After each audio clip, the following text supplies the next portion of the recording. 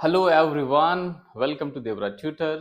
मेरा नाम है प्रवीण और आज हम करने वाले हैं क्लास 10th मैथमेटिक्स की एनसीईआरटी सीरीज की शुरुआत। इस पूरी एनसीईआरटी सीरीज में हर एक चैप्टर को डिटेल्ड एक्सरसाइज जो है उनकी सारी आपको यहाँ पे सॉल्यूशन मिलेगा। हर एक चैप्टर को अलग अलग पार्ट में डिवाइड किया गया है। पहला जो पार्ट रहेगा वो आपका इंट्रोडक्टरी वीडियो रहेगा। जितने भी कॉन्सेप्ट उस पर्टिकुलर चैप्टर में यूज होने वाले हैं वो सारे कॉन्सेप्ट इंट्रोडक्टरी वीडियो में आपको मिलेंगे और उसके बाद में एक एक वीडियो में एक एक एक्सरसाइज जो है पूरा डिटेल्ड हम यहाँ पे सॉल्व करने वाले हैं। ठीक है, सो जो क्लास 10th की एनसीईआरटी है उसी के अकॉर्डिंग पूरे सीरीज यहाँ पे आपके पास होने वाली है। सो आज हम स्टार्ट करने वाले हैं चैप्टर नंबर 1 का इंट्रोडक्टरी वीडियो। आई होप इसमें आपको जितने भी कॉन्सेप्ट इस पूरे चैप्टर में यूज होने वाला है वो सारे आपको बहुत ही आसानी से यहाँ पे समझ में आने वाले हैं। ठीक है, सो विदाउट एनी डिले हम स्टार्ट करते हैं इसको। ठीक है, तो क्लास 10th का जो पहला चैप्टर है जिसका नाम है रियल नंबर। ठीक है, तो what is the real number? Real number है क्या? तो यहाँ पे it is the combination of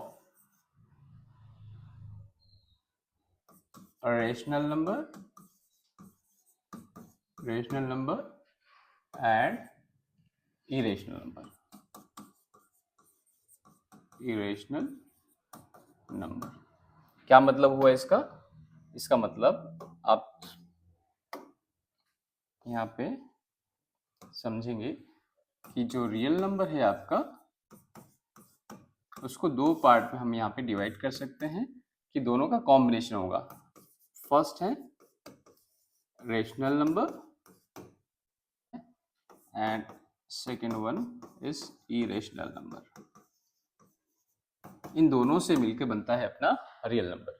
अब रेशनल नंबर क्या है उसको अगर देखें अपन तो यहाँ पे कोई भी नंबर यदि p बाई क्यू की फॉर्म में है वेयर एज q कभी भी 0 नहीं होना चाहिए, तो ऐसा नंबर आपको क्या मिलेगा? रेशनल नंबर मिलेगा। फॉर एग्जाम्पल की बात करें तो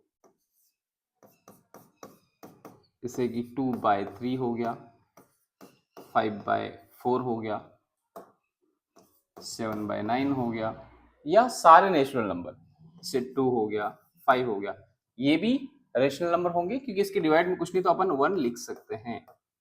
ठीक है, तो सारे नंबर जो होंगे वो क्या होंगे? रेशनल नंबर होंगे। ठीक है, तो इरेशनल नंबर क्या है? तो इरेशनल नंबर में हम यहाँ पे बात कर सकते हैं कि वो सारे नंबर जो कि नॉन रिपीटिंग नंबर हो और दूसरा क्या हो? Non terminating. उन सारे नंबर को अपन क्या बोलेंगे? Irrational number. अच्छा, इसका क्या मतलब होता है नॉन रिपीटिंग और नॉन टर्मिनेटिंग का? तो इसका पहले उल्टा समझते हैं। पहले रिपीटिंग नंबर समझते हैं तो आपको नॉन रिपीटिंग क्या होगा वो समझ में आएगा। देन अपन टर्मिनेटिंग नंबर समझेंगे तो आपको नॉन टर्मिनेटिंग क्या होगा वो समझ में आएगा। ठीक है, तो यहाँ पे देखते हैं what is non repeating number क्या होते हैं।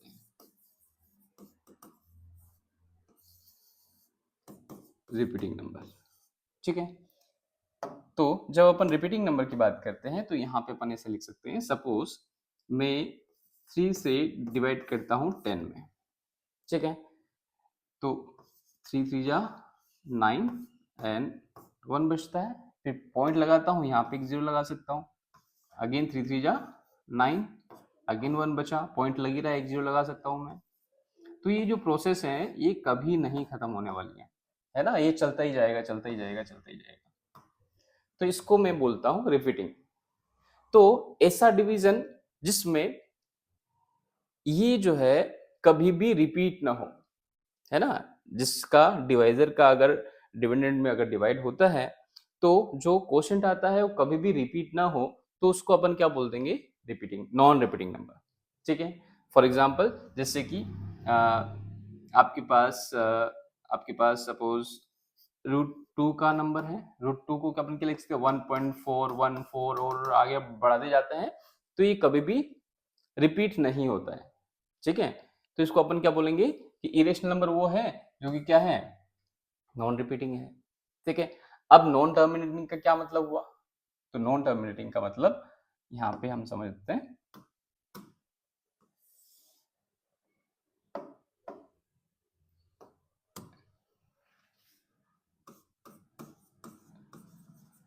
टर्मिनेटिंग से समझते हैं नॉन टर्मिनेटिंग को, नॉन टर्मिनेटिंग नंबर।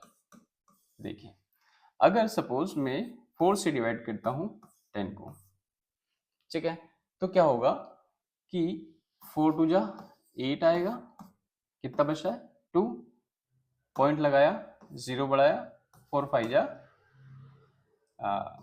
20, ठीक है, कितना बचा, कुछ भी नहीं। यहाँ पे पूरा नंबर जो है वो क्या हो जाता है, टर्मिनेट हो जाता है या खत्म हो जाता है, ठीक है। तो पॉइंट लगा है लेकिन उसके बाद रिमाइंडर कुछ नहीं बचा है, तो इसको मैं बोलता हूँ टर्मिनेटिंग नंबर, ठीक है। अब नॉन टर्मिनेटिंग नंबर में ऐसा नंबर जो कभी टर्मिनेट होगा ही नहीं, है ना, जिसका रिमाइंडर को कभी भी आप जीरो नहीं कर सकते पॉइंट के बाद भी, तो इसको अपन क्या बोल देंगे, इसको अपन बोल देंगे नॉन टर्मिनेटिंग नंबर। और ये दोनों ही नंबर क्लब होते हैं काय में, इरेशनल नंबर में, इरेशनल नंबर। अच्छा कौन कौन से नंबर हो सकते हैं, इसके एग्जाम्पल अपन क्या लिख सकते हैं, तो इसका एग्जाम्पल हो जाएगा अपना, एग्जाम्पल हो जाएगा इसका क्या, √2, √3, ठीक है, √3 एंड √5। मतलब सारे जो प्राइम नंबर हैं अगर वो अंडर रूट के अंदर है, रूट के अंदर हैं, तो वो सारे के सारे क्या हो जाएंगे, इरेशनल नंबर हो जाएंगे। और अपन लिख सकते हैं पाई, पाई का जो वैल्यू है दैट इज 3.14, है ना, ये आगे बढ़ते ही जाएगा, बढ़ते ही जाएगा, इसको कभी खत्म नहीं हो सकता। इसको अपन क्या बोल सकते हैं कि ये इसका वैल्यू क्या हो सकता है, अब इसका मतलब इसी का पाई का ही वैल्यू है ये भी, तो ये जो वैल्यू है ये कभी भी न तो टर्मिनेट होने वाला है, न ही इसमें कोई भी नंबर रिपीट होने वाला है। अच्छा रिपीटिंग का मतलब आप थोड़ा सा समझे जरा, रिपीटिंग का मतलब ये बिल्कुल भी नहीं होता है कि सपोज मैंने लिखा 1.00100100001, ऐसा नंबर हो रहा है, तो आप इसमें नहीं बोल सकते हैं कि ये जो नंबर है वो क्या है, रिपीटिंग नंबर है ना, क्योंकि यहाँ पे 1 रिपीट हो रहा है, नहीं। यदि रिपीटिंग कब होता है, यदि जैसे यहाँ पे पॉइंट के बाद में 0 1 आया, अगेन फिर वापस 0 1 आता, फिर 0 1 आता है, यहाँ पे 0 1 नहीं आ रहा है, यहाँ पे क्या आ रहा है 0 1 आ रहा है, 0 0 1 आ रहा है, 0 0 0 1 आ रहा है। तो इसमें ये ये जो पूरा कंप्लीट डिजिट है ना, कॉम्बिनेशन ऑफ डिजिट 0 1 0 0 1, है ना, तो ये सेम नहीं है, तो यहाँ पे इसको नहीं बोल सकते अपन कि ये क्या है, रिपीट है, ये नॉन रिपीटिंग नंबर, ठीक है। आई होप आपको समझ में आया होगा कि टर्म रिपीटिंग किसको बोलेंगे, नॉन टर्मिनेटिंग किसको बोलेंगे। तो इससे अपने को समझ में आ सकता है कि इसका जब उल्टा करें कि कोई भी नंबर रिपीट ना हो तो उसको नॉन रिपीटिंग बोलेंगे, कोई भी नंबर टर्मिनेट ना हो, ठीक है, जिसका रिमाइंडर 0 नहीं आए, तो उसको अपन क्या बोलेंगे, नॉन टर्मिनेटिंग नंबर बोलेंगे। और ऐसे नंबर जो हैं उनको अपन क्या बोलते हैं, इरेशनल नंबर, लाइक √2, √3, √5, पाई एटसेट्रा एटसेट्रा, ठीक है। तो यहाँ पे अपने को समझ में आया कि दोनों नंबर का जो कॉम्बिनेशन होता है वो अपना रियल नंबर होता है, ठीक है ना। अब पहला जो कॉन्सेप्ट है इसका वो क्या है, what is the fundamental theorem of arithmetic. तो फंडामेंटल थ्योरम क्या बोलती है कि every composite number can be written as the product of prime number in one and only one way. That means ये कि कोई भी कंपोजिट नंबर है, कंपोजिट नंबर वो जो एक से ज्यादा नंबर की टेबल में आए, that is the composite number, ठीक है। तो बोलता है कि उसका यदि आप प्राइम फैक्टराइजेशन करें और सभी का मल्टीप्लाई करेंगे तो वो नंबर बन जाएगा, तो सही बात भी है। अपन वन बाय वन इसको सॉल्व करने करेंगे, फिर अपन देखते हैं।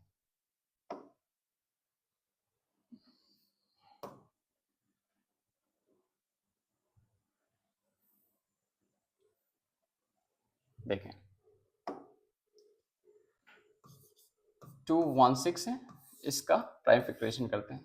ये पीछे 6 है तो मैं 2 से स्टार्ट कर सकता हूँ इसको। 2 1 जा 2, यहाँ पे फ्रेश नंबर 1 है जो कि 2 से छोटा है तो डिवाइड नहीं होगा, उसकी 0 लगाऊंगा। फिर दोनों नंबर को मैं साथ ले लेता हूँ। 2 8 जा 16, फिर 2 से करूंगा 2 5 जा 10, 2 4 जा 8, 2 से करूंगा 2 2 जा 4, 4 5 में से 4 गया 1 कैरी का बचता है, यहाँ पे लगा दूंगा मैं। 2 7 जा 14, फिर 3 से करता हूँ, 3 3 जा 9, सॉरी 3 9 जा 27, अगेन 3 से करूंगा, 3 3 जा 9 और फिर 3 से करूंगा तो 1। मतलब ये कि ये जो 216 है ना, इसको मैं ऐसा लिख सकता हूँ 2 cross 2 cross 2 cross 3 cross 3 cross 3। अब इन सबका अगर मल्टीप्लाई करूं मैं, जैसे कि 3 3 जा 9, 9 3 जा 27, 27 3 जा 27 2 जा 54, 54 2 जा 108, 108 2 जा 216। सबका मल्टीप्लाई क्या आया? मतलब ये जो कंपोजिट नंबर है 216, इसको इस प्रोडक्ट के फॉर्म में लिखा जा सकता है। ये बोलती है फंडामेंटल थ्योरम। दूसरा ट्राई करते हैं 96, इसको अगेन 2 से करेंगे। 2 4 जा, इतनी बार बोलना है कि 9 से कम आ जाए। कितना आता है? 8 आता है, लेकिन कितनी बार में लिखना है वो यहाँ लिखना है। 8 आया। अब ये जो 8 9 से कितना कम है? 1 कम है, तो 1 कैरी का लगा दो। आई होप ये सभी को आता है, फिर भी मैं बता देता हूँ। 2 2 जा 4, 2 4 जा 8, फिर 2 से करेंगे 2 1 जा 2, 2 2 जा 4, फिर 2 से करेंगे 6 टाइम, फिर 2 से करेंगे 3 टाइम, फिर 3 से करेंगे 1 टाइम। ठीक है, तो ये जो 96 वाला नंबर है 96, इसको अपन लिख सकते हैं 2 क्रॉस 2 क्रॉस 2 क्रॉस 2, 1 2 3 4 5 एंड 3। ठीक है, 3 2 जा 6, 2 जा 12, 2 जा 24, 2 जा 48, 2 जा 96। तो इसको इस फॉर्म में अपन लिख सकते हैं, लिख सकते हैं ना, इसमें कोई प्रॉब्लम नहीं होनी चाहिए।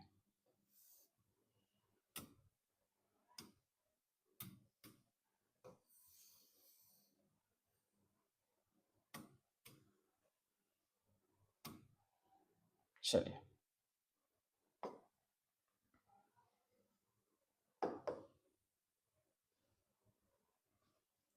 एक लास्ट क्वेश्चन देख लेते हैं इसमें।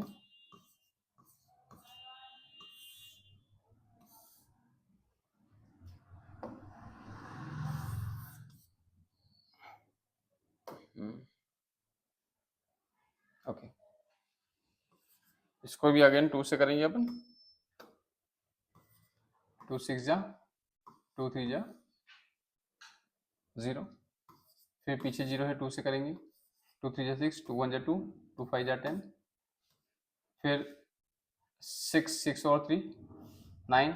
तो 3 का डिविजिबिलिटी रूल पता होना चाहिए कि जितनी भी, जैसे पीछे 0 या 0 2 4 6 8 नहीं आता है, दैट मीन्स ये कि उसको 2 से नहीं कर सकते। यहाँ 5 है तो इसको पहले 3 से ट्राई करते हैं। 3 से ट्राई करने का रूल जो होता है वो ये होता है कि आप ये देखें कि इसका सम कितना रहा है।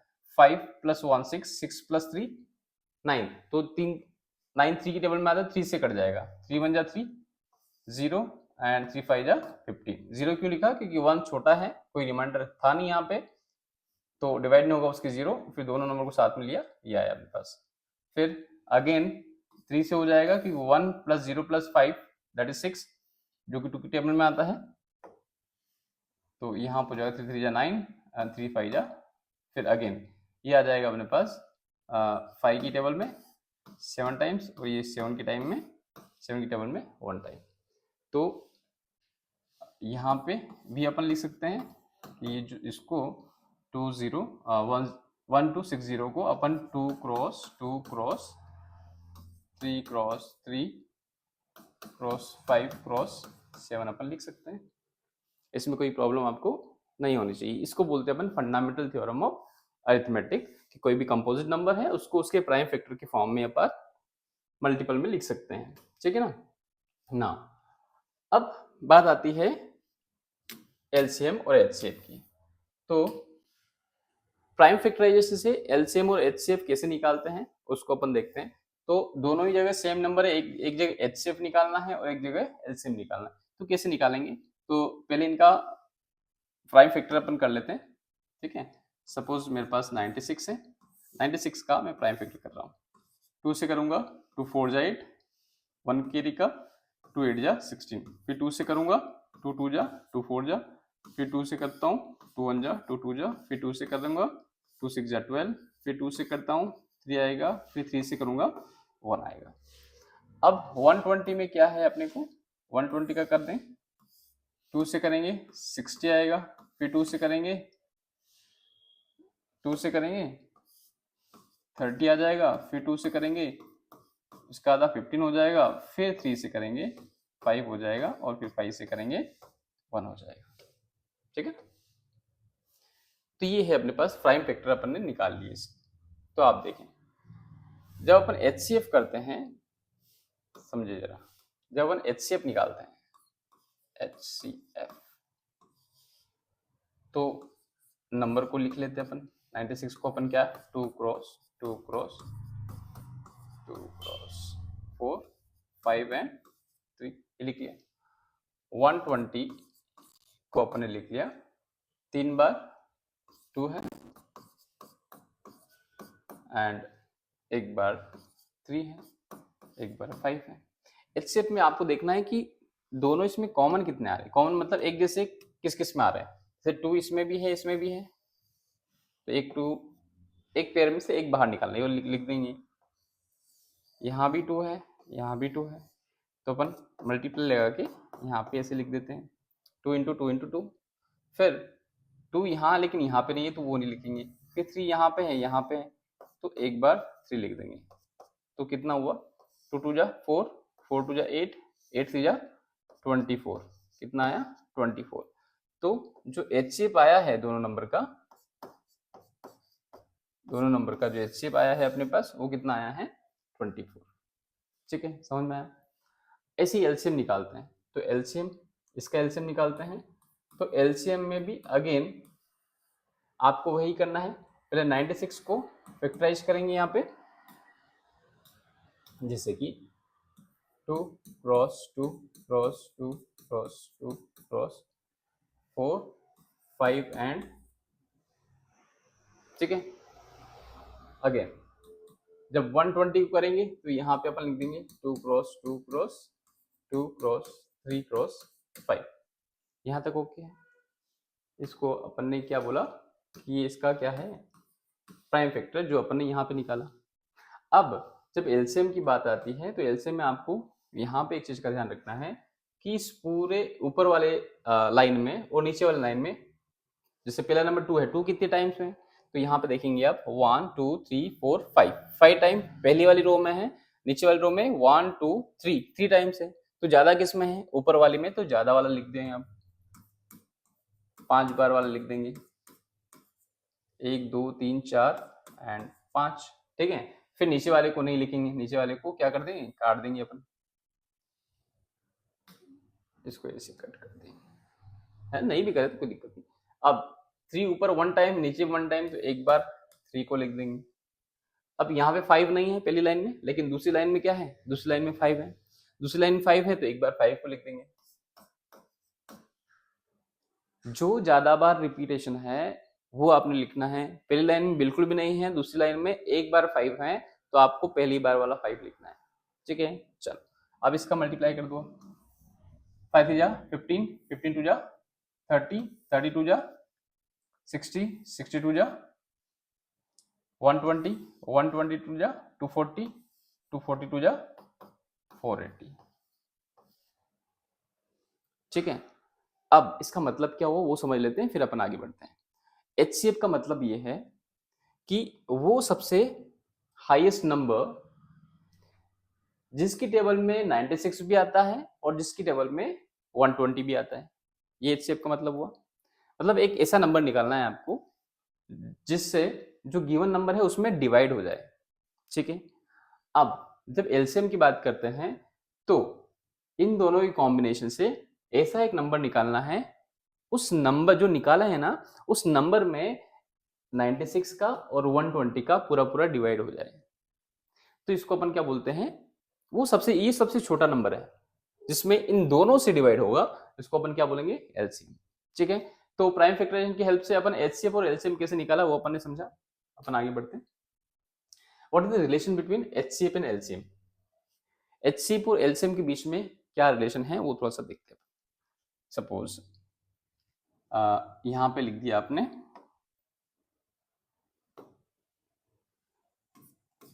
HCF cross LCM equal to दो नंबर का, ये दो नंबर के लिए है तो दो नंबर का HCF और LCM का जो प्रोडक्ट होगा, जो मल्टीप्लाई होगा, वो क्या होगा, यहां पे आप लिख सकते हैं product of two number, product of two number.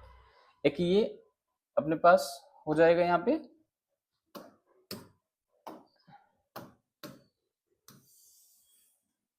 दो नंबर का एलसीएम, मतलब दो नंबर का एचसीएफ और एलसीएम का जो मल्टीप्लाई है वो उन नंबर के प्रोडक्ट के बराबर है। और इसको एक और फॉर्म में कैसे लिख सकते हैं, तो इसको ऐसे लिख देंगे अपन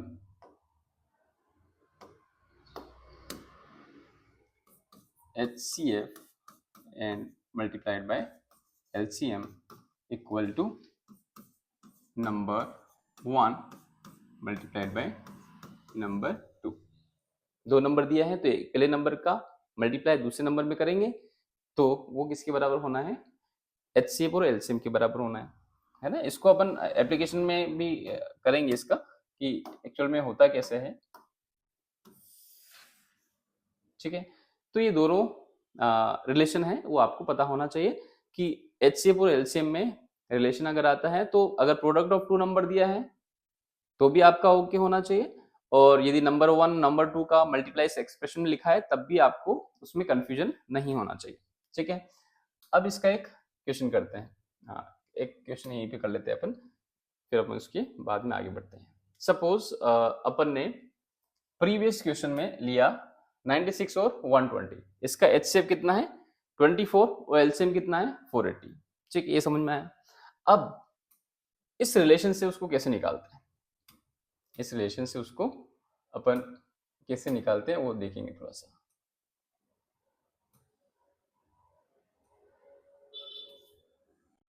चलिए, तो यहाँ पे अपने पास दो नंबर आ गए हैं, दो नंबर है अपने पास, एक है 96 और दूसरा नंबर है 120। ठीक है, ये दो नंबर है, मतलब आपको इधर लिख देता हूं मैं,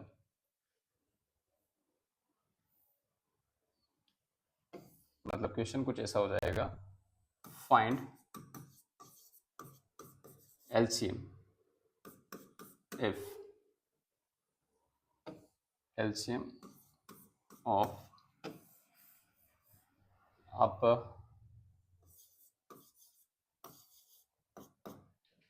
यहाँ आ जाएगा फाइंड LCM of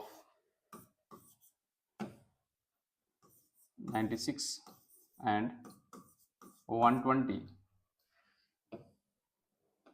इसको भी अच्छी बात लिख देते हैं, if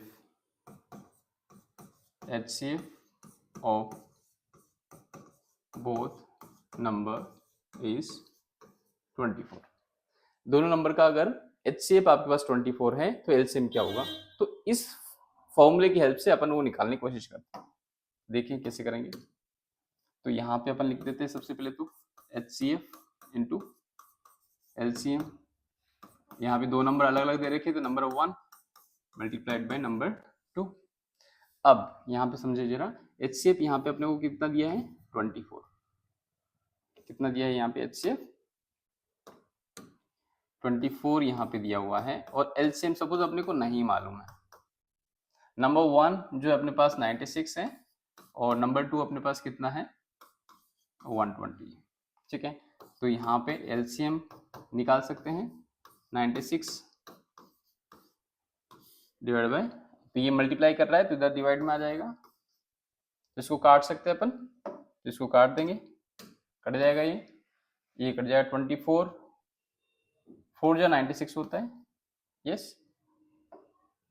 24 4 जा कितना होता है 96। तो ये हो गया अपने पास 4 क्रॉस कितना आया 480। तो देखिए यहाँ भी देखिए अपने पास एलसीएम कितना आया था 480 और यहाँ भी अपने पास कितना आया 480। मतलब ये जो एक्सप्रेशन है ये एकदम करेक्ट है। ठीक है, तो इस तरीके से आप यदि रिलेशन अगर आपके निकालना हो या एचसीएफ और एलसीएम एक गिवन हो, आपको दूसरा निकालना हो, चाहे वो एलसीएम निकालना हो चाहे एचसीएफ निकालना हो, और प्रोडक्ट दे रखा हो, एक नंबर जो कि प्रोडक्ट है वो दे रखा हो या दो नंबर अलग अलग दे रखे हो, तो वहां से आप बहुत ही आसानी से ये निकाल सकते हैं।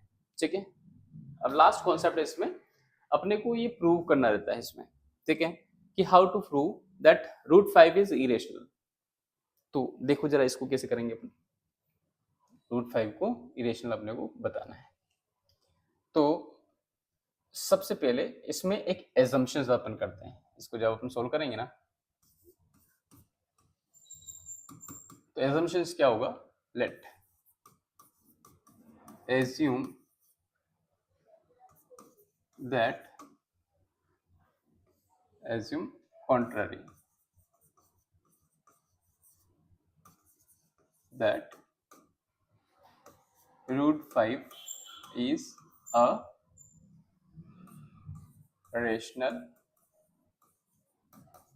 number।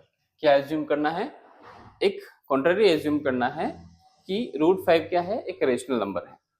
ठीक, और जो एज्यूम किया है इसको गलत साबित कर दो।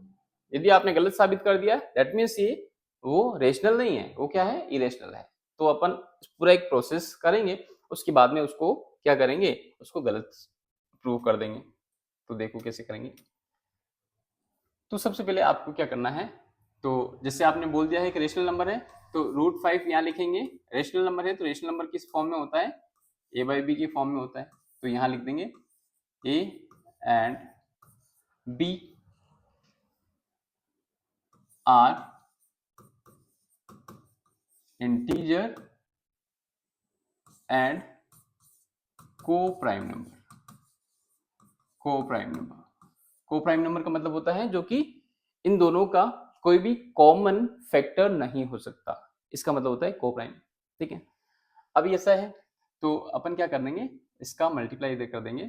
तो √5b इक्वल टू a, और इसको कर देंगे square, square both side.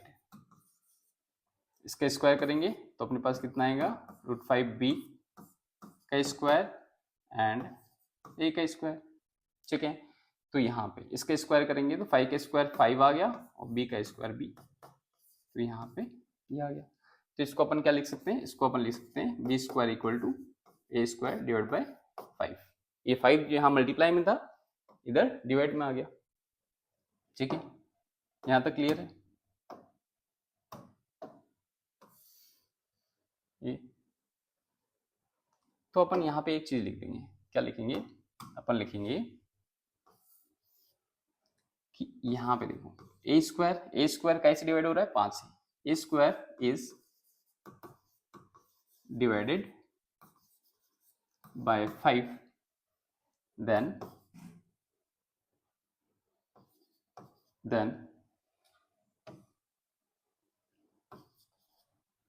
a also divide by 5। क्या बोला, a स्क्वायर 5 से डिवाइड हो रहा है तो a भी 5 से डिवाइड होगा, ये आपको पता होना चाहिए। ठीक है, अब ऐसा है तो फिर अपन क्या कर सकते हैं, सो a इक्वल टू 5 से डिवाइड हो रहा है, मतलब कोई भी नंबर है वो 5 5 के मल्टीपल में चल रहा है, तो इसको अपन लिख देंगे a इक्वल टू 5c। क्या लिख दिया मैंने, a इक्वल टू 5c। ठीक है, अच्छा यहाँ पे ये जो इक्वेशन बना है ना, इसको अपन कुछ नाम दे देते हैं। Let's it would be equation number 1 दे दो इसको। ठीक, यहाँ पे दे दिया। अब ये जो a इक्वल टू 5c, अच्छा 5c कैसे आया इसको थोड़ा समझो, अगर कंफ्यूजन है थोड़ा समझना पड़ेगा। सपोज मैंने कोई भी नंबर लिखा, जैसे 5 की अगर मैं टेबल लिख रहा हूँ, तो 5 1 जा 5, 5 2 जा 10, 5 3 जा 15, ऐसे चलता ही रहेगा। तो यहाँ पे 5 तो क्या है, फिक्स है। ये क्या है, ये कांस्टेंट है, मतलब ये जो एक सीरीज है दैट इज नेचुरल नंबर है ना, 1 2 3 4 5 कुछ भी रखूंगा मैं तो ये सब 5 के मल्टीपल में होगा। तो ए ये नंबर है, तो ए जो नंबर है वो काई के मल्टीपल में चल रहा है, 5 के मल्टीपल में चल रहा है। तो इस तरीके से आप यहाँ पे इसको कर सकते हैं, ठीक है ना। तो यहाँ पे अपन समझेंगे इसको लिख देंगे put a equal to 5c in equation number 1, इस पहले इक्वेशन में रख देंगे। तो यहाँ से अपने पास क्या आ जाएगा, अपने पास आ जाएगा बी स्क्वायर इक्वल टू ए की जगह 5c का होल स्क्वायर कर देंगे डिवाइड में 5 लिख देंगे। ओके, फिर बी स्क्वायर इक्वल टू 25, 5 का स्क्वायर 25 डिवाइड बाय, अगेन इसको कट कर देंगे 5 से, कितना आया 5। तो यहाँ पे अपन लिख देंगे क्या, C square equal to B square by 5। Oh, यहाँ पे देखो क्या हुआ, यहाँ पे देखो ए स्क्वायर भी 5 से डिवाइड हो रहा था, तो क्या लिया था आपने, A square divide by 5, so A also divide by 5। अब यहाँ पे क्या, बी स्क्वायर भी काई से डिवाइड हो रहा है 5 से, तो b square divide by 5, then b also divide by 5। तो यहाँ लिख दो, यहाँ पे लिख देंगे एक चीज, यहाँ लिख दो b square is divide by 5, then b also divide by 5। जैसे ही ये एक्सप्रेशन आया है अपन को यहाँ पे एक चीज लिखनी पड़ेगी, क्या लिखनी पड़ेगी, ये अपने को लिखना पड़ेगा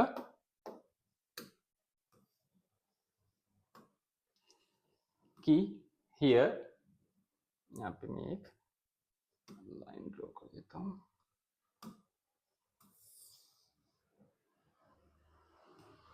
जैसे देखो यहाँ पे ए और बी दोनों ही 5 से डिवाइड हो रहे हैं, और अपन ने पहला अजम्पशन क्या लिया था कि √5 क्या है, एक रेशनल नंबर है ए बाई बी के फॉर्म में, और ए बाई बी क्या है, को प्राइम नंबर है। को प्राइम नंबर का मतलब होता है कि कोई भी नंबर इनके बीच में कॉमन नहीं है, कोई भी फैक्टर इनका कॉमन नहीं है।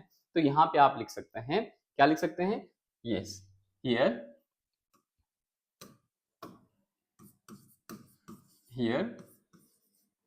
contradiction